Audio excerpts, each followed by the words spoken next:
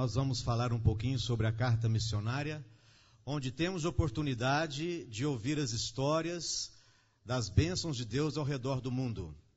Mas hoje, em particular, como se trata da inauguração desse templo, a carta missionária de hoje fala a história de um irmão desta igreja, representando a todos os outros que, com certeza, no dia a dia dão o testemunho do Senhor por onde passam. A história desse irmão, ela começa na década de 60, quando foi pela primeira vez que ele teve a oportunidade de ouvir falar sobre a Bíblia. Foi através de um colportor, ele ganhou a Bíblia do colportor e ele então aceitou a fazer o estudo da Bíblia com um dos pioneiros dessa igreja, que foi o irmão João de Oliveira.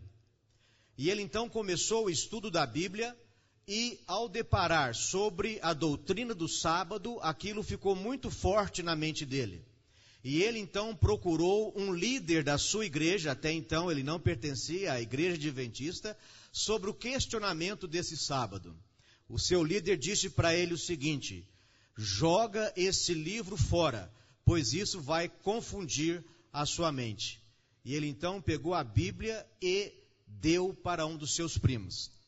E com aquilo, no dia a dia, ele passou a agora, de certa forma, a desconsiderar a verdade do sábado. Ele começou até a caçoar desta igreja. E ele brincava com o irmão João de Oliveira, que dava o estudo bíblico para ele, que os adventistas guardavam o sábado para ficar 2 dias à toa, o sábado e o domingo.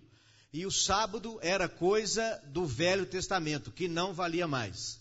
Nosso irmão João Oliveira pediu a ele, então, que tivesse em mente 2 versículos bíblicos. Primeiro, em Mateus 5,17. Não cuideis que vim para destruir a lei ou os profetas. Não vim abrogar, mas cumprir. E também Apocalipse 22,18. E se alguém tirar quaisquer palavras do livro desta profecia, Deus tirará a sua parte do livro da vida e da cidade santa, e das coisas que estão escritas nesse livro. Aqueles 2 versículos permaneceram fortes na mente daquele nosso irmão. E ele era representante comercial, viajava por vários lugares no Brasil. E ele tinha o costume de todo cliente que ele visitava, ele perguntava se ele tinha alguma Bíblia, e ele ia lá na Bíblia de todo cliente para saber se na Bíblia do cliente os versículos falavam a mesma coisa. E sempre falava a mesma coisa. E interessante que antes de batizar, o seu hino preferido era Ó, que esperança, mas ele não tinha se batizado e não tinha tomado a decisão do batismo. Como parte do seu trabalho, ele deveria fazer cobranças em muitas empresas. Ele era considerado a última fonte da empresa.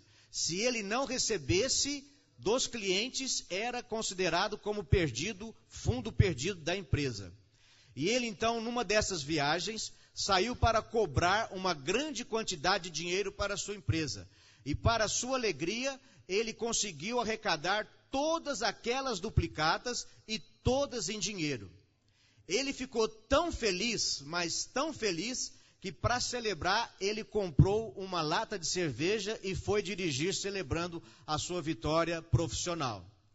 Mas quando ele começou a dirigir, ele disse que sentiu uma forte dor de cabeça, como ele nunca tinha sentido antes na vida dele. Aquilo começou a bater forte com ele, a ponto dele imaginar que tinha alguma coisa a ver com os ensinos que ele tinha na igreja. De imediato ele resolveu jogar a cerveja fora e, segundo suas próprias palavras, logo após esse ato, a dor de cabeça parou em seguida sem qualquer medicamento. Para ele, que estava na estrada de Belém, Brasília, era um sinal que ele deveria considerar o batismo. Só que naquela época nós não tínhamos internet, não tinha celular, ele não tinha como comunicar o interesse dele de batizar dentro daquele mês que era o batismo da primavera.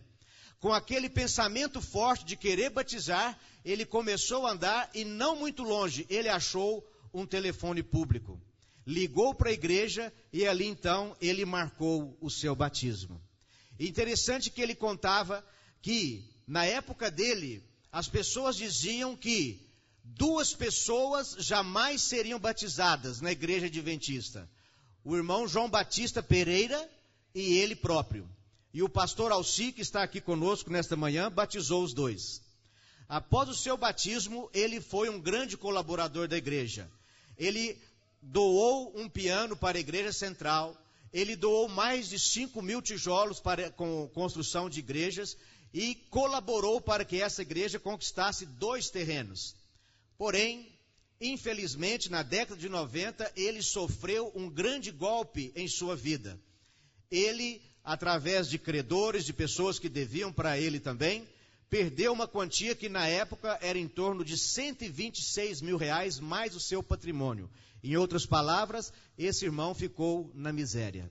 Ficou totalmente desiludido e um dia no Trevão de Monte Alegre, contando a sua história para um colportor, que era chefe da colportagem em Uberlândia, esse irmão disse para ele: irmão, o Senhor tem ajudado muito a nossa igreja. Não se entregue, Deus vai te ajudar. Aquela promessa ficou na mente desse nosso irmão. Porém, em seguida, ele teve vários sofrimentos, muita desgraça em sua vida.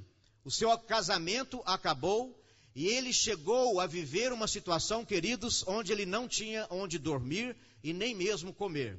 Neste momento, ele encontrou um amigo que foi o Paulinho, o Paulo César, que era dono de uma oficina e ofereceu para ele que ficasse na oficina. E ele passou a dormir na oficina do Paulo César.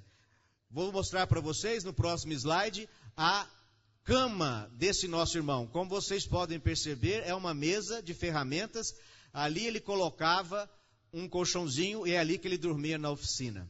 Algum tempo depois da sua doença, ele ficou muito doente, muito deprimido e acabou indo para Ituiutaba para ser cuidado pela irmã. O índice de depressão estava muito grande que os médicos já tinham sem dar solução para a vida dele. Um dia no quarto do hospital, era 4 horas da tarde, ele estava pensando sobre a sua vida, quando ele diz que uma luz iluminou o quarto de uma forma bem forte. E isso era 4 horas da tarde. E ele então diz claramente que ele ouviu como tivesse alguém presente ao lado dele dizendo: levanta e vai cuidar da sua vida. Naquele dia, ele se sentiu recuperado e recebeu alta do médico naquela noite. Uma outra dificuldade acontecia na vida daquele irmão. Um dos grandes orgulhos que ele tinha era formar o seu filho pastor. Ele pagava os estudos do seu filho na escola teológica. Mas em função do seu problema, ele não tinha como continuar pagando. E então, o seu filho recebeu a visita de um pastor que muitos já ouviram falar, que foi o pastor Léo Ranzolin, que estava visitando os nossos colégios adventistas. E junto com um grande número de jovens, o pastor Léo Ranzolin apontou especificamente para o filho daquele irmão, que estava fazendo teologia e não tinha como continuar, e perguntou para ele: você quer ir para a África? Aquele filho dele, sem entender nada, disse que aceitava, e ele então teve a oportunidade de ir para a África.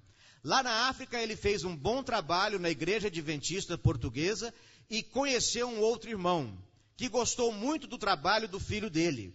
E disse: escuta, você não quer ir para a cidade do Cabo terminar os seus estudos teológicos? Lá tem uma extensão da Universidade de Andrews. Ele disse: olha, eu gostaria muito, mas meu pai não tem a mínima condição de pagar. E ele então disse: mas quem disse que é seu pai que vai pagar? Eu vou pagar todos os seus estudos até você terminar o seu teológico. E aquele irmão conseguiu formar o seu filho. Mas, infelizmente, a sua vida financeira continuava difícil. Como um último recurso, foi oferecido a ele a oportunidade de ir para o Amapá, muito longe daqui, e receber uma quantia de R$1.050 com uma boa comissão. Mas um amigo dele disse para ele: não vá, porque várias pessoas já foram lá tentar recolher esse dinheiro, foram maltratados e alguns deles foram até assassinados pelas pessoas daquele estado. E ele então respondeu: mas como que eu não posso ir? Eu não tenho outra alternativa. Ele estava decidido em ir receber, ir embora de Uberlândia e começar uma nova vida. E isso era uma sexta-feira. Ele disse que daria a resposta na terça-feira. Naquele dia ele estava em Caldas Novas. Ele foi à igreja e lá, chegando na igreja, ele encontrou alguns membros da nossa igreja central adventista, que foi o irmão Janson Tavares, acompanhado dos seus pais, o irmão Ataídes, a esposa, a irmã Jandira, e também a esposa do irmão Janson, que é a Solange. Para sua surpresa, o Janson chegou para ele e disse: olha, agora você vai lá para Uberlândia, que você vai começar a trabalhar com informática. E ele falou para o Janson: que isso? Você está louco? Eu sou um mero vendedor de sabão, não consigo mexer com isso não. E o Janson disse para ele: mas hoje você, a partir de hoje, vai começar a vender na área de informática. Estamos te esperando em Uberlândia. Para aquele irmão foi o sinal de Deus que ele não deveria ir para o Amapá. E assim ele foi. Ele veio para Uberlândia, começou a trabalhar na área de informática e desde então, lentamente e com a graça de Deus, Deus tem reerguido a sua vida. Hoje, com a sua vida, moral e dignidade refeitas, ele diz que não sabe qual o novo nome que Deus vai dar para ele lá no céu. Mas ele diz que se pudesse escolher, ele gostaria de chamar Antônio Pereira Tavares. Mas até chegar lá, ele vai continuar sempre sendo o nosso irmão Antônio Domingues, o nosso querido Tunico. Que Deus abençoe a ele e a todos aqueles irmãos que têm dado esse testemunho a favor dele. Nós tínhamos um filme do testemunho dele, não sei se vai dar para passar. Aqui ele encontra com o Paulo César e dá o testemunho de vida dele, rapidinho. Ele teve lá numa situação muito difícil, a gente deu toda a cobertura para ele que é necessário, Deus deu a força de fazer isso para ele. A pessoa que ficou muitos dias lá, numa luta com a vida, que não tinha condição nem de andar na rua. Eu queria levar lá para casa, mas eu não quis ir, pelejei com ele, ele não quis ir de jeito nenhum, ficou lá esse tempo lá com nós, não fiz lá, deitando nessa mesa que você viu aí agora. Então isso foi uma história muito longa que ele teve, só Deus na vida dele para chegar onde ele chegou hoje. Uma coisa muito... Só quem crê em Deus mesmo, tem fé, para ver da onde ele estava, no fundo do poço, para chegar onde ele chegou agora. Esse é um homem que merece todo o carinho do povo. Esse é o objetivo da carta missionária, irmãos. Mostrar como Deus tem atuado na vida das pessoas. Que possamos ser liberais nas ofertas para atingir aquelas pessoas que não conhecem a Cristo ainda no mundo inteiro. A igreja preparou uma lembrancinha para ele, mas ele disse que ele é muito tímido, a gente entrega a lembrancinha depois. Um bom sábado para todos vocês.